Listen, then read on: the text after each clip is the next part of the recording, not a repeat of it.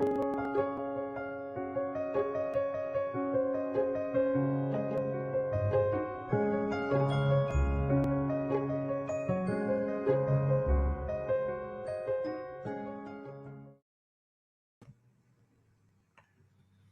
there. Hello, how are you? Hello. I'm good. How are you? Great. I love Good. that video. Yeah,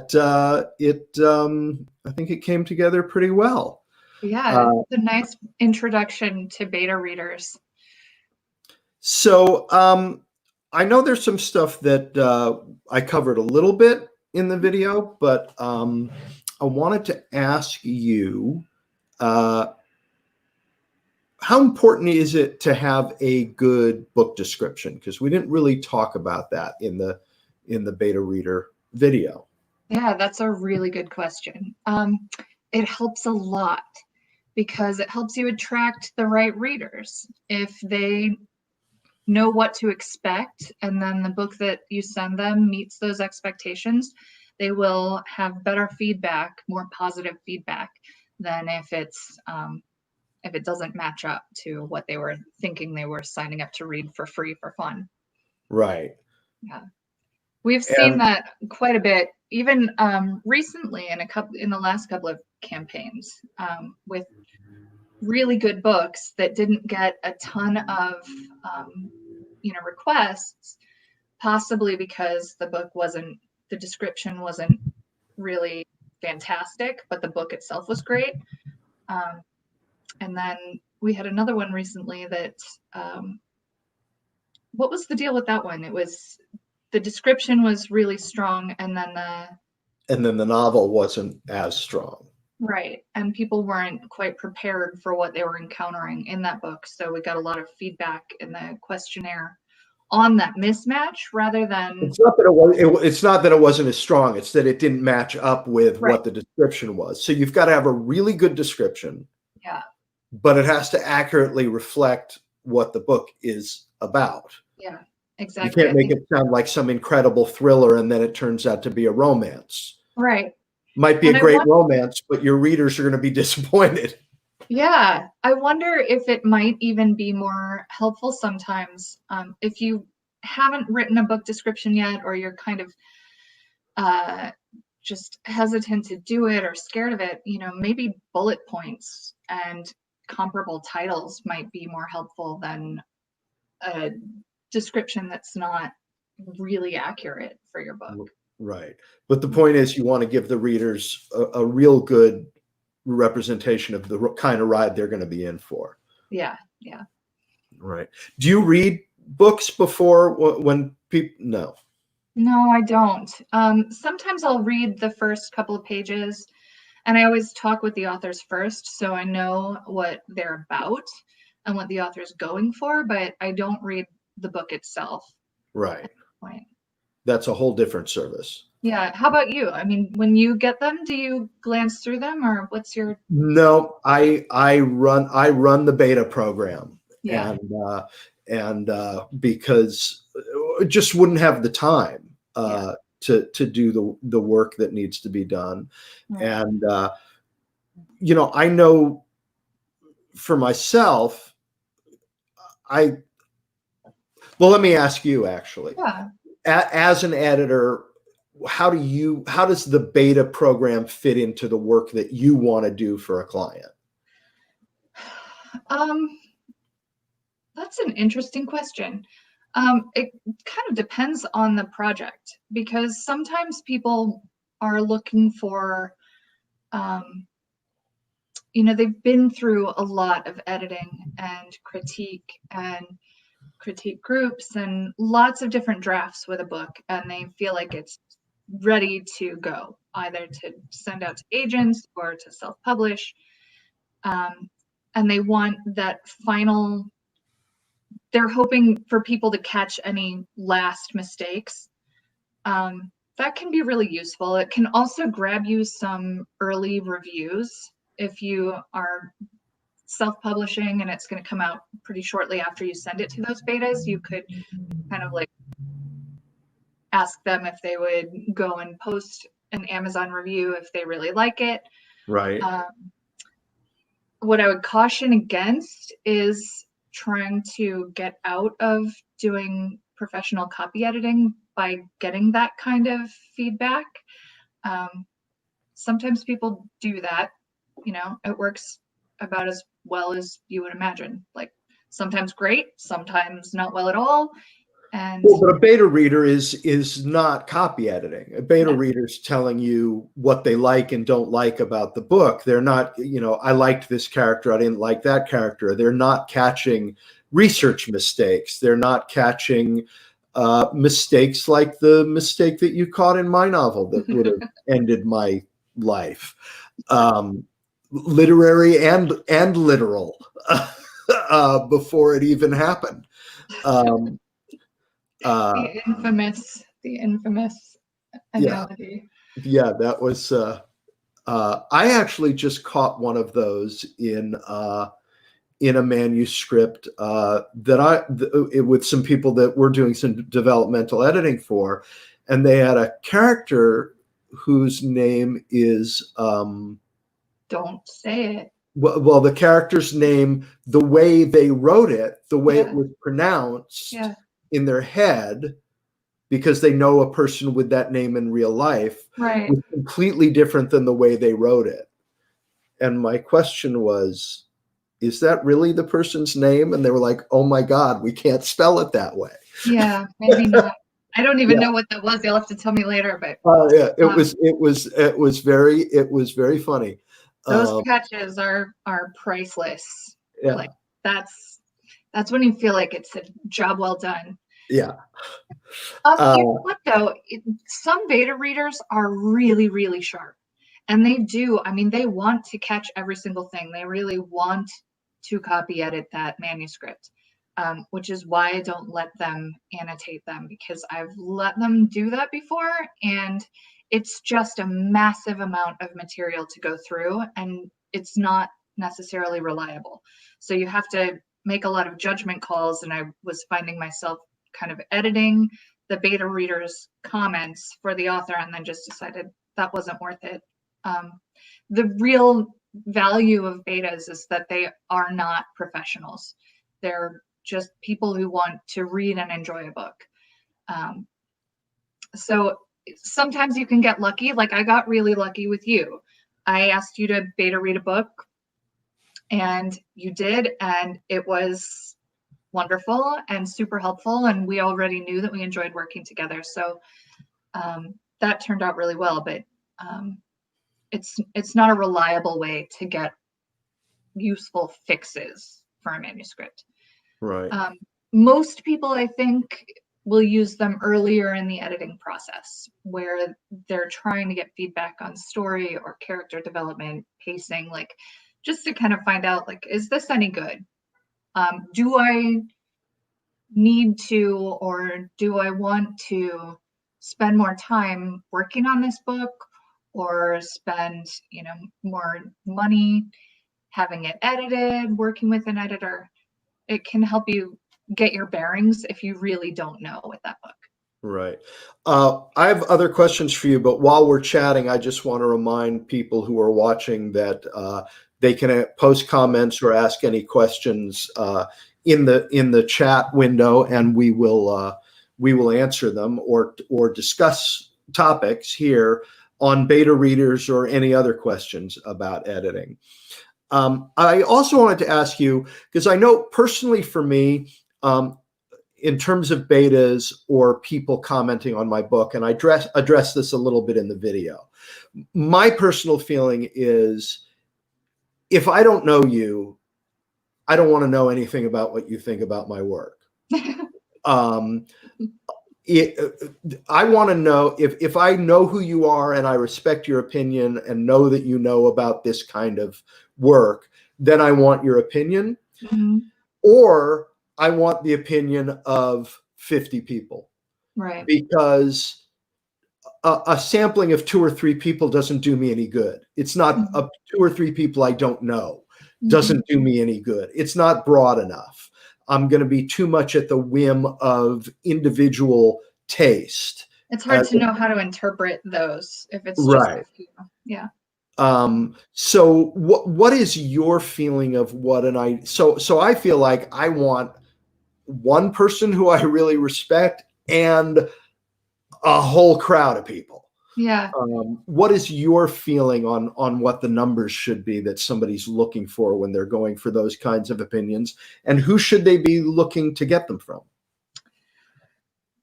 I think, I mean, the most experience I have with beta readers is working with the ones who have signed up for my newsletter out of nowhere online because they're looking for information about beta readers. So I'll kind of back up and give a little context before answering that question. When we send out a book, there are about 500 people on the list now, and usually 12 to 40 people will request any given manuscript. And then we generally get filled out questionnaires from maybe 8 to 12. Sometimes it's a lot more, and that tends to be if the author is also actively campaigning, maybe on social media, to get people to read it. And then they sign up and submit their feedback anonymously to the author through us. We know who the person is.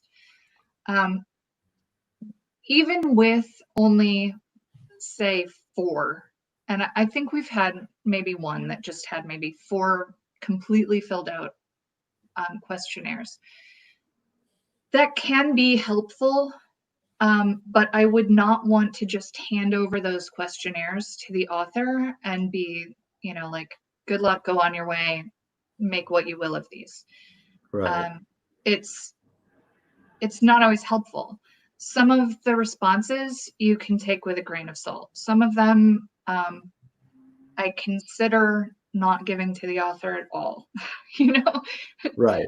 They're just clearly, the person is not a careful reader or a clear thinker or a clear writer, and it's just not really useful feedback. And I tend to, kind of weed those out of the beta group. And if it's just something that's really not helpful, I'll remove that person from the group. Right. But I think having someone, like me, there to interpret those responses can be really helpful. You can get more information out of fewer readers. Okay. And then you don't have to depend on just sheer numbers and looking for patterns, which is the other thing that's very helpful. If you don't have like informed interpretation, then what you can have on the other hand is patterns that you find in a large group. Right. We have a question from somebody we know. Hi, Scott. Yeah, who we've both worked with. Yay. So Scott says, my understanding is Meghan will be editing my manuscript this August before beta readers review it, which is opposite from what Matthew recommended. Is this the case, or will beta readers see it first? It's actually, it's not that I don't think it. I think you should have the kind of work in general that Meghan does, which is the really close copy editing done after the beta, when you're as your last step before publishing. Me too. I'm interested. How are you getting your betas, and why are you thinking about having them after the manuscript's copy edited, Scott? Can get his response, hopefully. Get his response to that. Have a little dialogue. Yeah. Because you're going to be doing a lot of close grammar work also, which it doesn't make sense if then you, after that, have a beta read and do wholesale rewrites. Then you're going to need another copy edit, it seems to me. It depends on what you're looking for with those betas, Scott. Are you looking for them to find any final errors, or are you looking for them to really give you feedback on the story itself? If you really want feedback on the story itself, I would do betas first, and you've got time in July. Well, maybe we'll do another question while he's putting in, hopefully putting in. Yeah, we don't have any other questions right now, but if we've got plenty of time for them. Okay. Oh, And Scott, if I don't somehow get your response on here, then we can talk later today. I'll be around. here we have a question. In Your Face New Yorker wants to know, why would you want beta readers to be people you know? Doesn't that contribute to possible bias on their part? Yes and no. If they are people who you know and trust, that they know what the heck they're. For instance, I know a lot of people in the industry. When I write a screenplay, I know a lot of people in the industry who are going to give me brutally honest feedback, no matter how much they like me. I would call that reliable feedback. It doesn't have to Reliable. be like colored by brutally. Reliable, trustworthy feedback. Yeah. They know what they're talking about. They know what Yeah. sells and what works. Right. If your beta reader pool is aunts and uncles who don't read the kind of book that you're writing, then it is probably not going to be reliable feedback. Yeah. I think if you're going for, that's why I like the anonymous betas situation. And there are a few different ways to get that going, but yeah. Scott did respond. He said, I have had 3 published authors in my genre in my critique group review the manuscript. Right. I think that's probably really valuable feedback then. Yeah, I think you're on solid ground, especially knowing you and I have talked extensively about your process and your goals and all of how you're doing it. You're on solid ground, I think, Scott. What do beta readers get out of it? They get a free read. They get to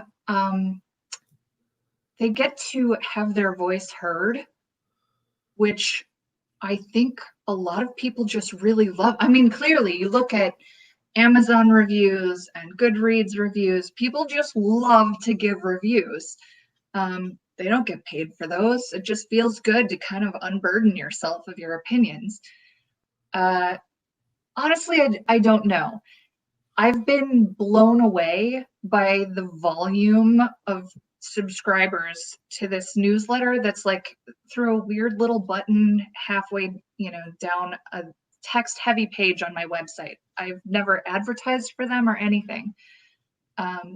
So I think people just really like to get books for free and say what they want.